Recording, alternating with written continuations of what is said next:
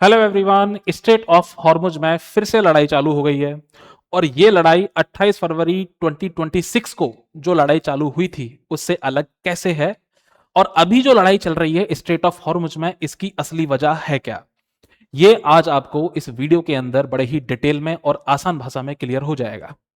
तो शुरू करते हैं। देखिए 28 फरवरी 2026 को यूएस इजराइल इन दोनों ने मिलकर ईरान के ऊपर अटैक कर दिए। ठीक है।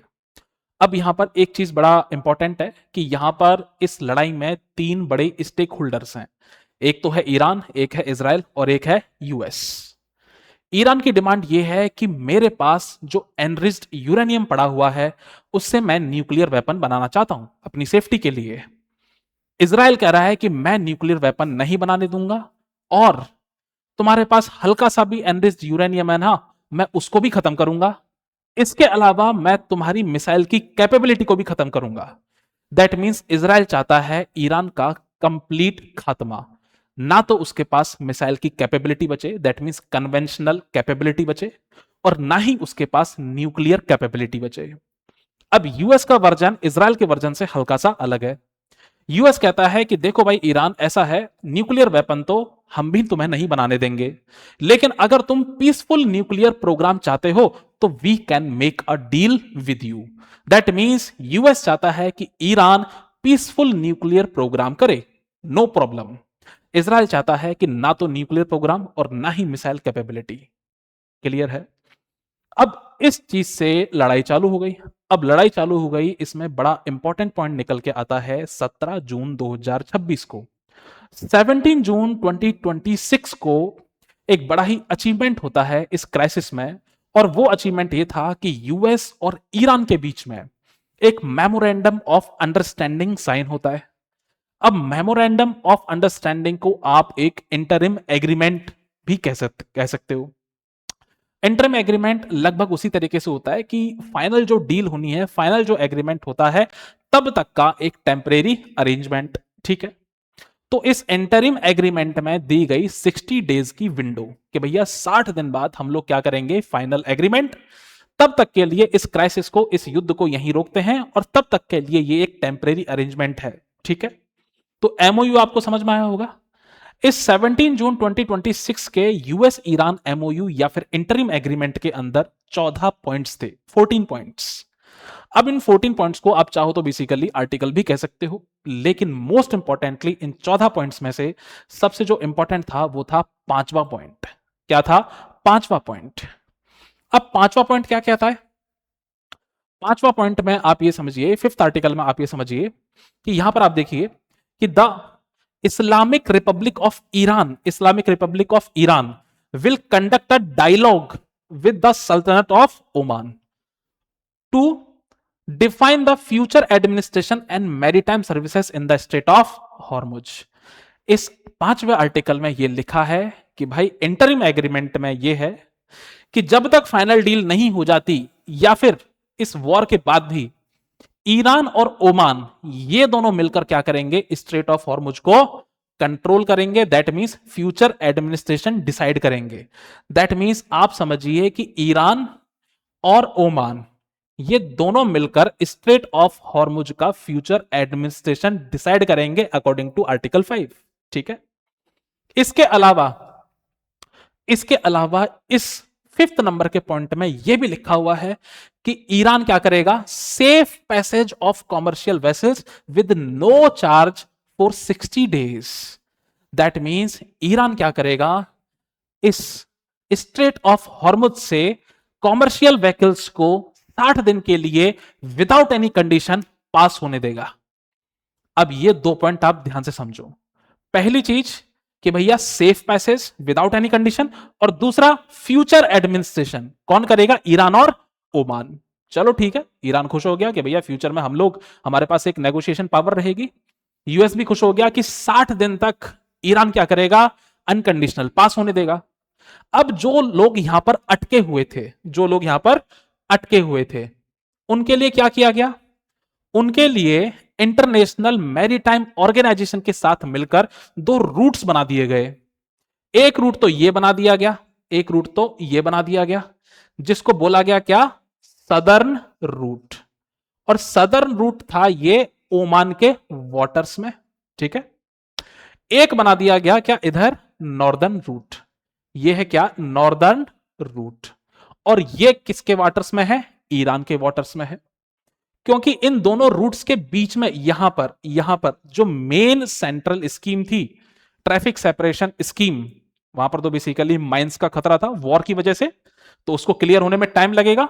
तब तक जो अटके हुए उनको कैसे निकालेंगे, एक को नॉर्दर्न रूट से, एक को सदर्न रूट से, एक को ईरानियन वाटर से, एक को ओमान के वाटर से।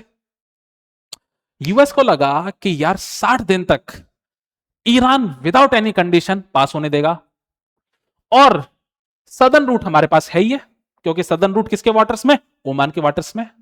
इसका मतलब तो यूएस को लगा कि अब तो ईरान से बात करने की जरूरत ही नहीं है, स्ट्रेट ऑफ हॉर्मुज ओपन हो गई। ईरान ने बोला कि रुको बेटा रुको रुको। अब क्या किया कि ईरान ने हमला कर दिया किसके ऊपर, इस सदर्न रूट के ऊपर। ईरान ने बोला कि देखो भाई, ऐसा नहीं है कि एमओयू में जो तय हुआ था उससे तुम पलट जाओगे। दैट मीन्स ये जो अब वापस से फ्लेयर अप हुआ है, ये इस वजह से हुआ है कि ईरान यूएस को एक डायरेक्टली मैसेज देना चाहता है कि यूएस अपने एमओयू के टर्म्स से, कंडीशंस से मुकर मत जाना। ये इंटरिम एग्रीमेंट है, फाइनल एग्रीमेंट नहीं। दैट मीन्स फ्यूचर के अंदर ईरान और ओमान ही डिसाइड करेंगे कि इस स्ट्रेट ऑफ हॉर्मुज का फ्यूचर एडमिनिस्ट्रेशन कैसे होगा। अब आपको समझ में आया होगा कि 28 फरवरी को जो लड़ाई थी उसमें लड़ाई थी कि ईरान को न्यूक्लियर वेपन नहीं बनाने देंगे, और अब जो लड़ाई चल रही है वो लड़ाई चल रही है स्ट्रेट ऑफ हॉर्मुज के क्वेश्चन पर, और स्ट्रेट ऑफ हॉर्मुज का क्वेश्चन ये है। बात समझ में आ गई। अब इससे क्या होगा, डायनेमिक्स, यस, डायनेमिक्स बड़ा ही शानदार तरीके से बदलने वाला है इससे, ठीक है। अब आप देखिए डायनेमिक्स क्या होगा। डायनेमिक्स ये होगा कि ईरान और ओमान, ठीक, ईरान और ओमान ये दोनों मिलकर क्या डिसाइड करेंगे, ये दोनों मिलकर डिसाइड करेंगे स्ट्रेट ऑफ हॉर्मुज का फ्यूचर एडमिनिस्ट्रेशन, ठीक है, ओके। अब यहां पर जब ईरान ने कुवैत, यूएई एटसेट्रा जो भी गल्फ में अटैक्स किए, उससे नुकसान तो सभी को हुआ, नुकसान तो सभी को हुआ। अब यहां पर सबसे बड़ा एक्सपोज हुआ यूएस।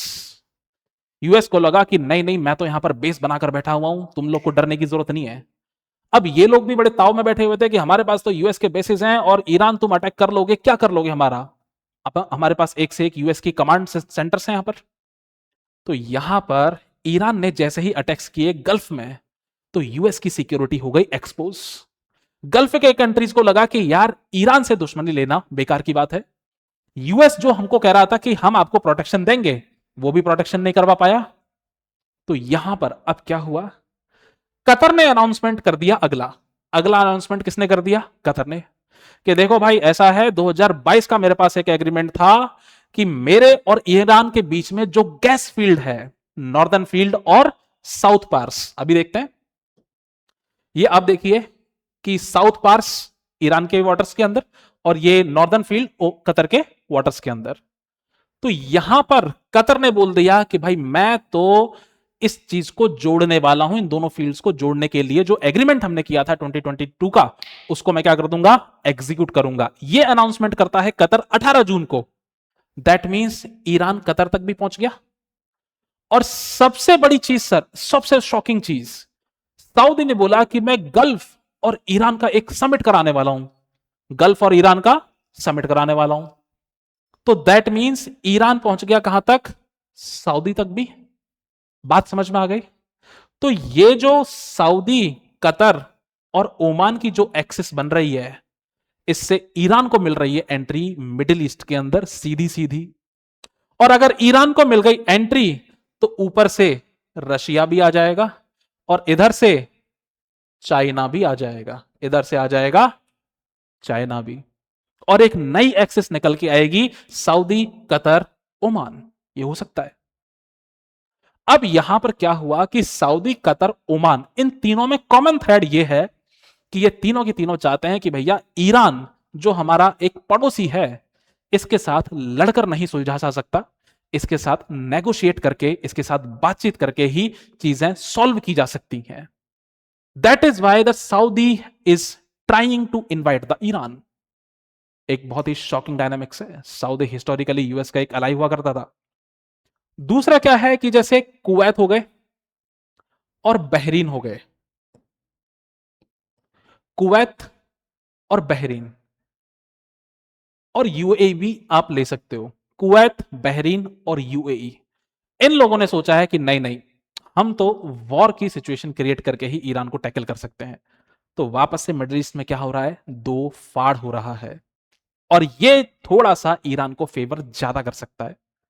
तो आई होप आपको समझ में आया होगा कि 28 फेब 2026 को लड़ाई क्यों चालू हुई थी, अब स्ट्रेट ऑफ हॉर्मुज के अंदर लड़ाई क्यों चल रही है, इसकी वजह से जो इंपैक्ट हो रहा है, मिडिल ईस्ट जो डिवाइड हो रहा है वो क्यों हो रहा है।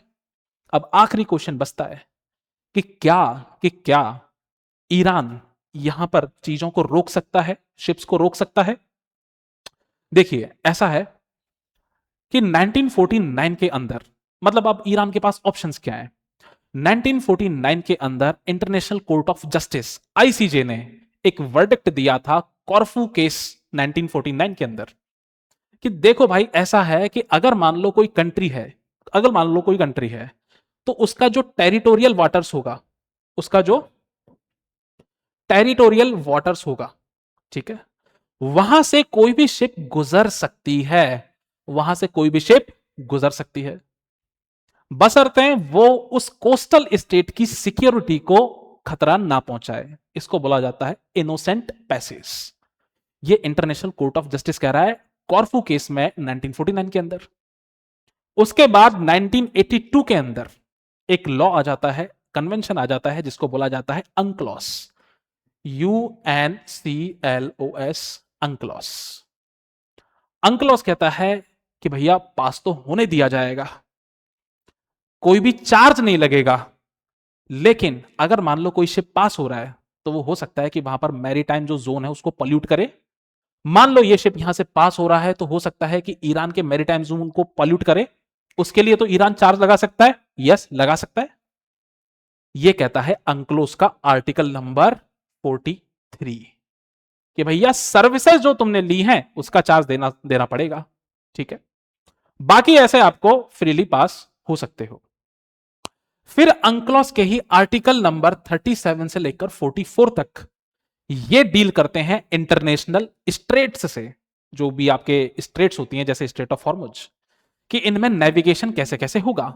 यहां पर भी आर्टिकल्स बोलते हैं कि भैया फ्री पैसेज देना चाहिए, बट बट अब यहां पर चीजों को समझो कि आर्टिकल नंबर 37 से लेकर 44 तक ये मोटा मोटा दो चीजें बात करता है कि भैया राइट टू ट्रांजिट और इंटरनेशनल स्ट्रेट्स। अब ऐसी ही इंटरनेशनल स्ट्रेट एक है आपकी स्ट्रेट ऑफ हॉर्मुज, यहां से भी आप ट्रांजिट हो सकते हो, यहां से भी आप ट्रांजिट हो सकते हो, बट कंडीशन है। कंडीशन क्या है, बड़ी खूबसूरत चीज यह है कि जो स्ट्रेट ऑफ हॉर्मुज है, कि यहां पर जो स्ट्रेट ऑफ हॉर्मुज है ये कंप्लीटली ईरान और ओमान के टेरिटोरियल वाटर्स में आती है, ईरान और ओमान के टेरिटोरियल वाटर्स में आती है। अब टेरिटोरियल वाटर्स में तो सीधा सीधा उस कंट्री का कंट्रोल होता है। तो यहां पर अगर आप टेरिटोरियल वाटर्स में किसी कंट्री के घुसते हो तो उस कंट्री की मर्जी है कि वो कंसीडर करेगा कि कहीं आप थ्रेट तो नहीं हो। तो यहां पर बेसिकली ईरान मना कर सकता है, यहां पर कोई भी कंट्री अपने टेरिटोरियल वाटर्स में पैसेज देने से मना कर सकता है अगर उसे लगता है कि भैया ये जो ट्रांजिट हो रहा है, ये जो शिप जो यहां से निकल रही है ये मेरे लिए खतरा है, तो मना कर सकता है। पहला ऑप्शन ये है। दूसरा ऑप्शन ये है कि स्विस कैनाल की तरह और पनामा कैनाल की तरह ईरान एक फीस चार्ज कर सकता है। कर सकता है कि नहीं कर सकता है, कर सकता है, बट एक फर्क है। फर्क यह है कि हॉर्मुज एक नेचुरल स्ट्रेट है और स्विस कैनाल, पनामा कैनाल ये ह्यूमन मेड है, तो ये मॉडल भी फिट नहीं होता है। यहां पर बेसिकली ईरान अंक्लोस का, इस अंक्लोस का UNCLOS का सिग्नेटरी है लेकिन रेटिफाई नहीं किया है, ठीक है। इसके बाद भी बेसिकली ईरान का 1993 का एक लॉ है, लॉ ऑफ मैरीटाइम, जिसके अकॉर्डिंग ईरान किसी भी उस चीज को पास होने से रोक सकता है, मना कर सकता है, including the commercial vessel. That means एक तो चीज आपको समझ में आ गई होगी इस डिस्कशन से, नंबर वन थिंग, कि स्ट्रेट ऑफ हॉर्मुज के क्वेश्चन को सॉल्व करना इतना आसान नहीं है।